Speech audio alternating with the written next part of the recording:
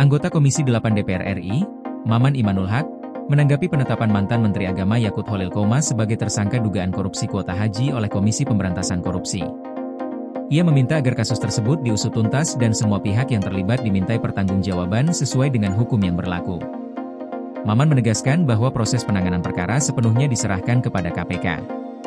Ia menyampaikan penghormatan terhadap proses hukum yang sedang berjalan dan berharap penindakan dilakukan secara profesional, independen, dan transparan. Ia menilai transparansi sangat penting agar publik dapat mengetahui perkembangan penanganan perkara secara jelas.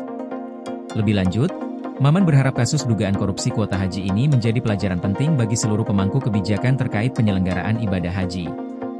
Menurutnya, ibadah haji merupakan urusan suci yang menyangkut kepentingan umat. Karena itu, tata kelola haji ke depan diharapkan semakin transparan, akuntabel, dan benar-benar berpihak kepada kepentingan jemaah.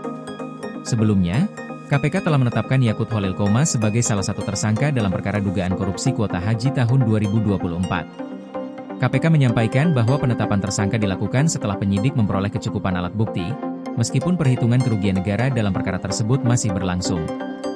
Alat bukti yang dikumpulkan meliputi keterangan sejumlah saksi, dokumen, serta bukti elektronik yang diperoleh dari berbagai kegiatan penyidikan, termasuk penggeledahan di beberapa lokasi. Juru bicara KPK, Budi Prasetyo, menjelaskan bahwa alat bukti dalam perkara ini telah dinilai cukup kuat. Ia menyampaikan bahwa seluruh pimpinan KPK telah sepakat dalam penetapan tersangka terkait kasus dugaan korupsi kuota haji tersebut. Proses penyidikan selanjutnya akan difokuskan untuk memperdalam konstruksi perkara, menguatkan pembuktian, serta menghitung potensi kerugian negara. Kasus ini menjadi perhatian publik karena berkaitan dengan pengelolaan kuota haji yang menyangkut kepentingan jemaah dalam jumlah besar. Penanganan perkara diharapkan dapat memberikan kepastian hukum, sekaligus memperbaiki tata kelola penyelenggaraan haji agar lebih bersih dan berintegritas pada masa mendatang. Koordinasi PLN dengan TNGL jelang Hari Kesaktian Pancasila, listrik terbangun, alam tetap lestari.